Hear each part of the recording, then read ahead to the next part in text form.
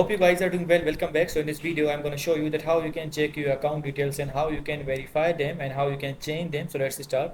So first of all, what we have to do, simply we need to open our Faceit, and after opening the Faceit we need to go to these three dot options, and after clicking on these three dot we have to click on this option, and after clicking on this, as you can see, now we have to go to the your account. So let's click on the your account, and after clicking on the account, as you can see, now you can upgrade to this. You can buy a nickname change. You can also do these things as well.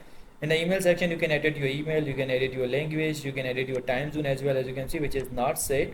For example, I'm going to select this one or this one. You can select anyone. I'm going to save the preference. And after that, as you can see in the account, you can edit your password. Each and every detail is mentioned here. You can edit that, you can remove that, you can change them. So in this way, you can check out your account details and change them. I hope you guys understand this video, that how you can change your account details and edit your details. So see you guys in the next video.